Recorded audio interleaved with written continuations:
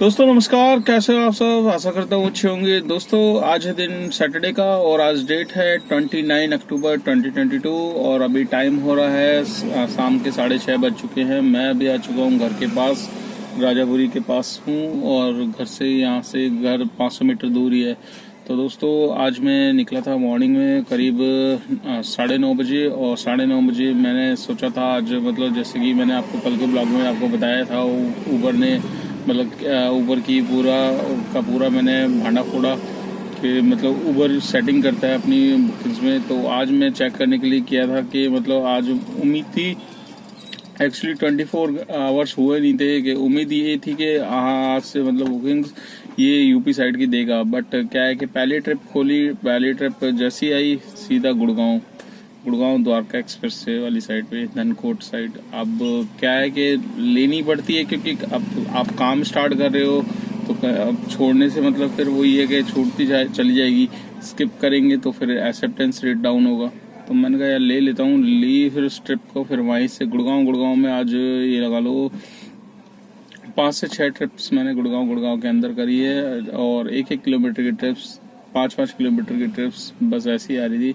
उसके बाद फिर मैंने ओला ऑन करी। ओला में मेरे पास डायरेक्ट आपका सुखराली से आ गई थी आरएसटी की, तो ओला भी चलाई आज। ओला में चला के फिर मतलब आज ट्रिप्स जैसे उम्मीद थी कि हमें लंबी राइड मिलेगी या यूपी साइड भेजेगा, तो ऐसा कुछ भी नहीं हुआ। दिल्ली में चलाया और हौजखास विलेज साइड आया था लास्ट में, और लास्ट में हौजखास विलेज से मेरे पास आ गई थी यहाँ की मटियाला की सुभाष नगर की बुकिंग, सुभाष पार्क की मटियाला की। फिर वहाँ पर ड्रॉप किया। यहाँ से फिर मेरे को वापस इधर ग्रीन पार्क साइड की मिल गई थी, तो ग्रीन पार्क आया। फिर ग्रीन पार्क से मेरे पास मैंने लोकेशन डालता हूँ द्वारका, तो लोकेशन में फिर सेक्टर 50 गुड़गांव।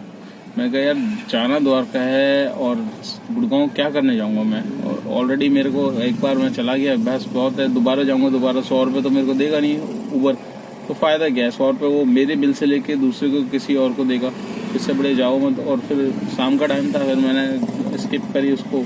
तो दोस्तों कुछ राइडें ऐसी होती है कि हमें स्किप करनी पड़ जाती है जिसकी वजह से हमारा एक्सेप्टेंस रेट डाउन होता है, यही कारण होता है। बट ऊबर में क्या है कि ऊबर अपनी पॉलिसी में ये रखता है कि भैया एक्सेप्टेंस रेट सही रखो तो आपको बुकिंग्स मिलती रहेगी।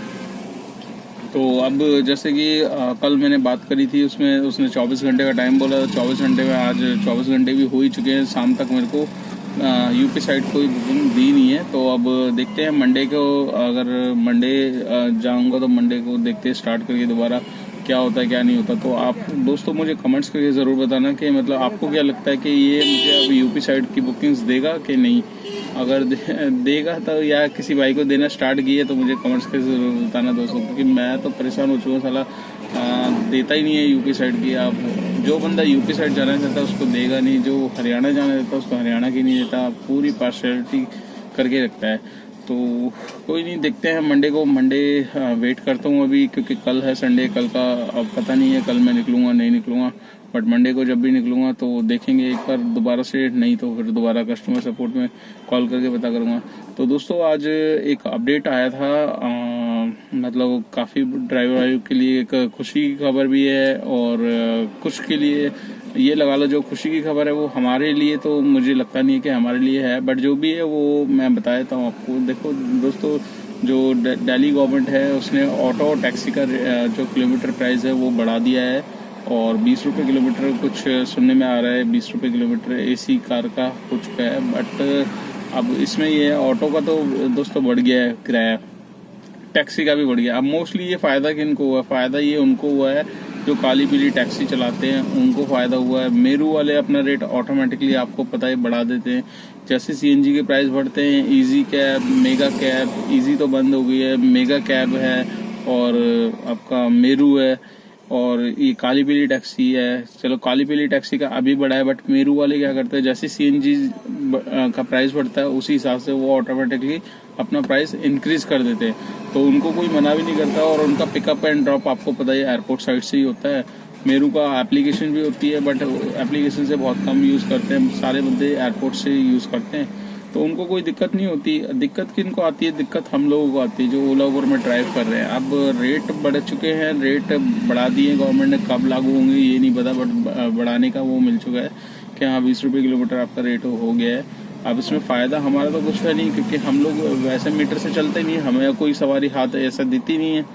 बहुत ही रेयर चांस हो जाता है जो पूछ लेता है, नहीं तो अदरवाइज वो भी जो पूछते हैं तो वो भी ओला उबर का रेट जो बनता है उसी हिसाब से वो प्राइस देते हैं, नहीं तो उससे भी कम में जाने के लिए दूसरी एप्लीकेशन आ चुकी है इन ड्राइवर।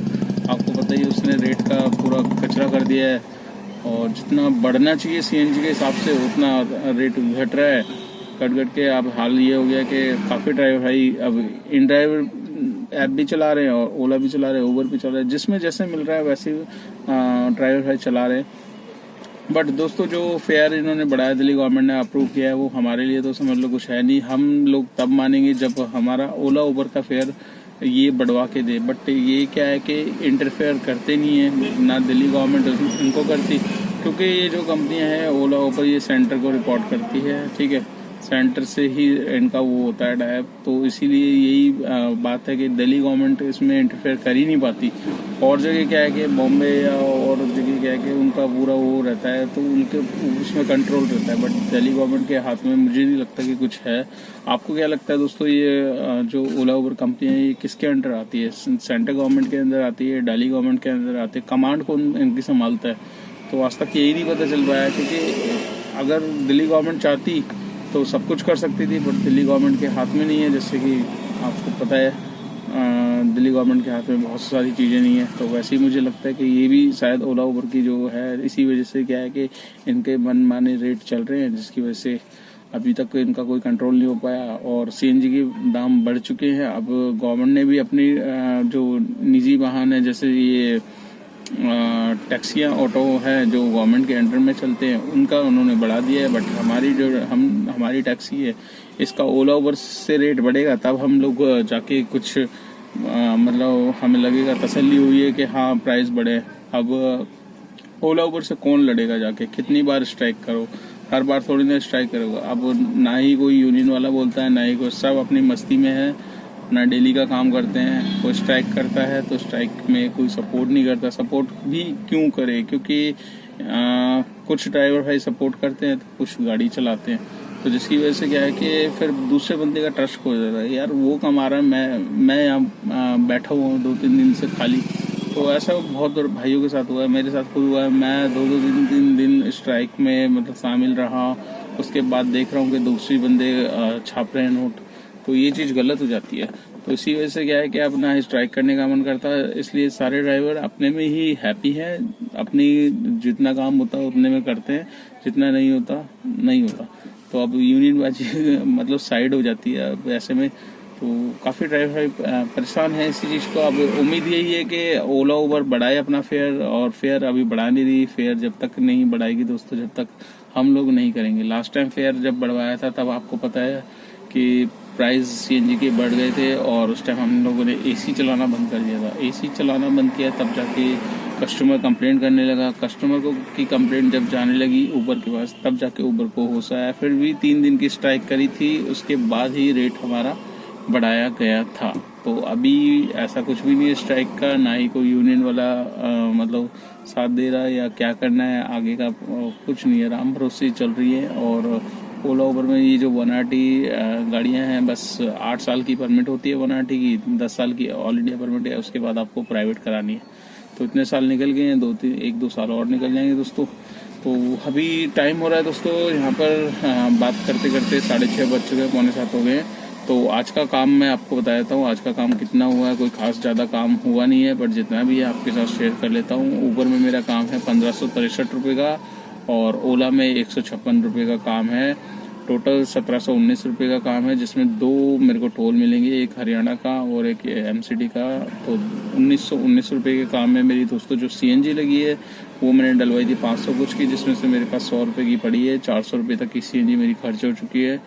तो 1919 में से हम 400 रुपये सीएनजी के हटा देते हैं, तो 1519 रुपये आज की नेट इनकम है। 1500 मान के चलिए, 19 रुपये हटा दीजिए, क्योंकि जितना भी जो है CNG का मैंने हटा के आपको बता ही दिया, ये मेरी नेट इनकम आ रही है आज की। तो 1500 में क्या है कि यही मेरी सेविंग है। और टाइम सुबह मैं निकला था करीब 9:30 बजे और अभी 6:30 बजे, तो इतना ही काम हो पाता है दोस्तों। और मंडे से देखेंगे अपना दोबारा से शेड्यूल चेंज करेंगे। टाइम जितना आप जल्दी निकलोगे उतना थोड़ा अच्छा अर्न कर सकते हो। बाकी मंडे को ही देख पाएंगे कि ऊबर क्या करता है। और ऊबर का जो मैंने आपका बताया था, एक्सपोज किया, उसमें थोड़ी सी अगर टिप्स देना स्टार्ट करेगा तभी है। बट ये है कि मैंने एक चीज़ नोट करी है कि जब से मैंने कंप्लेन करी थी कल, तो उसके बाद से ये मुझे लंबी ट्रिप्स नहीं दे रहा है, छोटी छोटी ट्रिप्स दे रहा है। मतलब जो 1-2 किलोमीटर की ट्रिप्स भी होती है वो भी दे रहा है, 10 किलोमीटर की दे रहा है, 20 किलोमीटर की दे रहा है। 20 किलोमीटर से ऊपर की ट्रिप अभी नहीं आ रही है मेरे पास। अब रीज़न क्या है वो मंडे को ही पता चलेगा, मंडे को गाड़ी चलाएंगे तब। तो दोस्तों इस ब्लॉग को मैं यहीं एंड कर देता हूँ। वीडियो अच्छी लगी तो लाइक ज़रूर करना, चैनल पर फर्स्ट टाइम है तो चैनल को सब्सक्राइब कर लेना, दोस्तों के साथ शेयर करना मत भूलिएगा। जितना आप वीडियो को शेयर करोगे उतनी मेरी वीडियो आगे जाएगी, उन भाइयों के पास पहुंचेगी जो ओला उबर के बारे में जानना चाहते हैं, कितना काम हो रहा है आजकल, कितना काम हो रहा है, नई गाड़ी लेने में फ़ायदा है, पुरानी गाड़ी ले, ये सारी की सारी वीडियो मैंने डिस्क्रिप्शन में डाली हुई है। तो आप वीडियो के डिस्क्रिप्शन में जाइए। और अगर आप मेरे से व्हाट्सएप पे बात करना चाहते हैं, व्हाट्सएप ग्रुप का लिंक दे रखा है मैंने, आप मुझे कॉल भी कर सकते हैं, नंबर शेयर किया हुआ है दोस्तों। तो आप कमेंट्स करके भी पूछ सकते हैं। अगर कमेंट्स का रिप्लाई थोड़ा सा लेट आता है, बट लेट इसीलिए आता है क्योंकि गाड़ी चलाता हूँ। ठीक है दोस्तों, तो मिलते हैं कल है संडे। कल अगर निकला तो कल ब्लॉग डालूंगा, नहीं तो मिलते हैं मंडे आपसे नेक्स्ट ब्लॉग में। Till then bye.